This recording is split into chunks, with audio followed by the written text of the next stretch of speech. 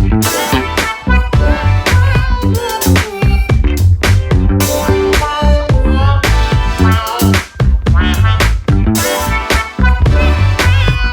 everybody, this is Cedric and welcome to Power Crew. This is the Honor 20. It was launched earlier this summer as part of Honor's 20 lineup, along with the Honor 20 Lite, a mid-range device, and the Honor 20 Pro, a high-end flagship. The Honor 20, which sits between these two, is an entry-level flagship that retails close to 500 euros. Before we begin, I want to say thank you to Honor and XDA developers for sending over the device for me to review. This is my personal and impartial review of the Honor 20, and neither Honor nor XDA have had any part in its compilation. I've been using the Honor 20 for the past few months, and as promised in my first impressions video, this is my full review. But before we dive into the specifics, let's take a quick look at some of the phone's key specs. The Honor 20 comes with Android Pie out of the box, running on Huawei's Kirin 980 SoC, paired with 6GB of RAM and 128GB of non-expandable internal storage. On the front, we have a 1080p LCD display with a camera cutout, and on the back, it features a quad camera setup. To support all this, it packs a large 3750 mAh battery and 22.5 watt fast charging support. The device comes bundled with a clear TPU case, a 22.5 watt supercharger, a headphone adapter, and a USB Type-C cable. Starting with the design, the Honor 20 is a really good looking device. The metal sides and glass back lend it a premium, albeit slightly slippery feel in the hand.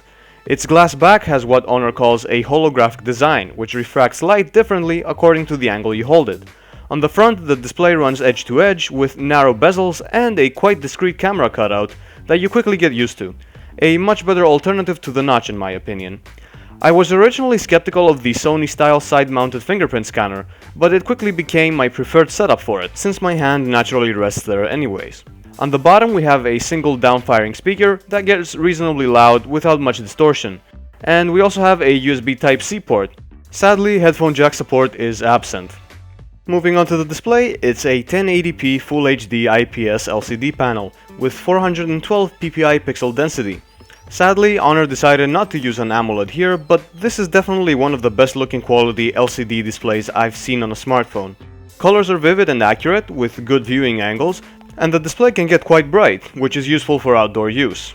The camera setup on the Honor 20 is definitely one of its main selling points. Let's start with the easy one. The front-facing 32 megapixel sensor does a pretty good job outputting sharp images with natural looking colors. Portrait mode worked quite well, with only minor blunders on edge detection. Moving to the back, we have a diverse quad camera setup.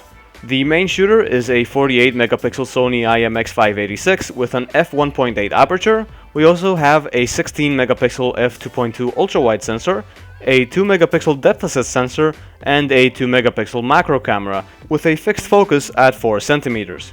The main camera defaults to shooting at 12 megapixels by binning 4 pixels together to produce better quality results. The colors are accurate and dynamic range is quite impressive. Through testing, I found out that turning on AI preset detection helps quickly produce good results in many situations. However, especially wherever greenery is involved, colors do get noticeably saturated, and the contrast is also boosted. While you can shoot 48 megapixel pictures, in my opinion it doesn't produce as good results as using the 12 megapixel binning mode.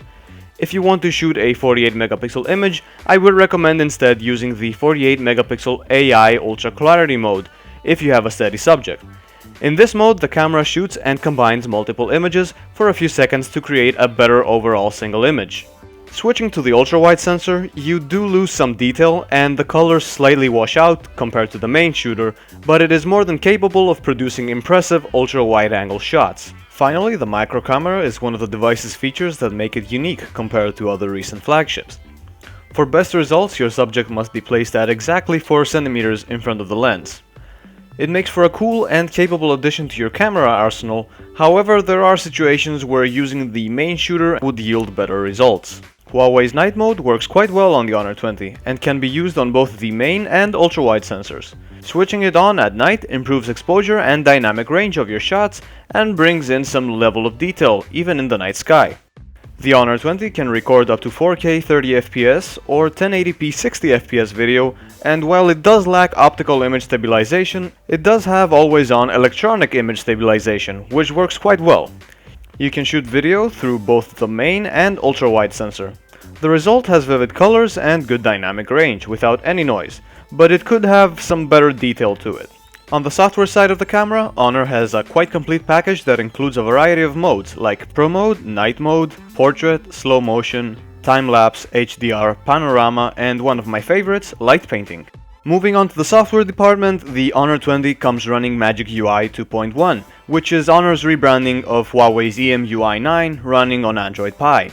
Magic UI is definitely not everyone's cup of tea. For someone such as myself, who likes a near-stock Android experience, Honor's skin initially feels needlessly bloated. However, after switching to a third-party launcher, uninstalling and disabling a bunch of Huawei's preloaded applications, and tuning out the privacy settings, I found that I could bend the OS to my will to a certain degree.